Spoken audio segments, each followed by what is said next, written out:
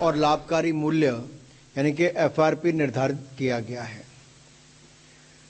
जैसा आप जानते हैं, सीएसीपी, कृषि लागत और मूल्य आयोग, ये इनके द्वारा गन्ने की उत्पादन लागत, अन्य बाय प्रोडक्ट्स जैसे कि गुड़, गन्ने की खोई इत्यादि की बिक्री से प्राप्त होने वाली राशि और उसमें प्रॉफिट जोड़ के कितना उसका दाम तय होना चाहिए वो तय करती है।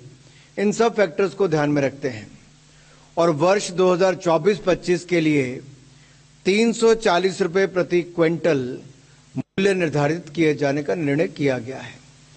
पिछले वर्ष यानी कि 2023-24 में एफआरपी जो था, जो इसकी उचित मूल्य था, वो पिछले साल 315 रुपये था, जो बढ़कर इस साल 340 रुपये प्रति क्विंटल कर दिया गया है। ये 340 रुपये प्रति क्विंटल का मूल्य चीनी की लगभग 10.25% रिकवरी के रेट के लिए मिलेगा और प्रति 0.1% एक्स्ट्रा रिकवरी पर 3 रुपये 32 पैसे प्रति क्विंटल का अतिरिक्त प्रीमियम मिलेगा।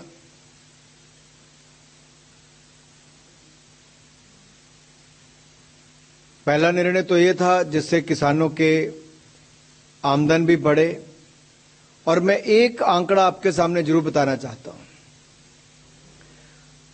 2014 से पहले हम सब जानते हैं किसानों को खाद के लिए भी सड़कों पर उतरना पड़ता था, नहीं मिलती थी। उस समय गन्ने की सही कीमत और पैसा भी उनको नहीं मिलता था, साल साल 2-2 साल इंतजार करना पड़ता था।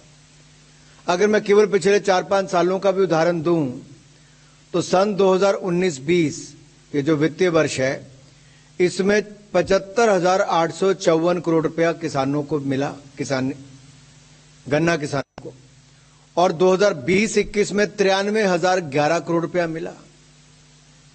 2021-22 में 1,18,618 रुपये मिले और 2022-23 में 1,14,005 रुपये मिले और ये लगभग 99.9% पैसा इनके खाते में सीधा चीनी मिलों द्वारा दिया गया और इस साल भी अब तक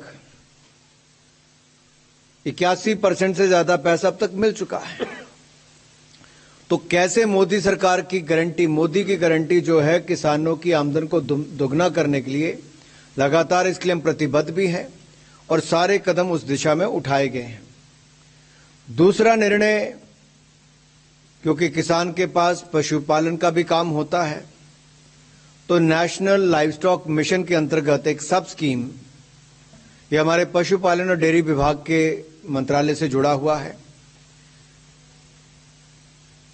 इसमें एक बड़ा परिवर्तन लाने के लिए, क्योंकि जो हमारे पैक एनिमल्स होते हैं यानी कि भारवाही पशु जैसे कि घोड़े, ऊंट, गधा, खच्चर आदि की संख्या देश भर में घट रही है और देसी नस्ल की कुछ प्रजातियां लुप्त होने के कगार पर हैं। तो इसलिए पशुधन एवं पोल्ट्री की प्रोडक्टिविटी में सुधार लाने के लिए तथा फॉडर और फीड की उपलब्धता को बढ़ाने के लिए नेशनल लाइवस्टॉक मिशन चलाया जा रहा है और इसके अंतर्गत ब्रीड इंप्रूवमेंट, नस्ल को सुधार करने के लिए ब्रीड मल्टीप्लिकेशन फॉर्म बनाने का काम हो रहा है। अच्छी क्वालिटी के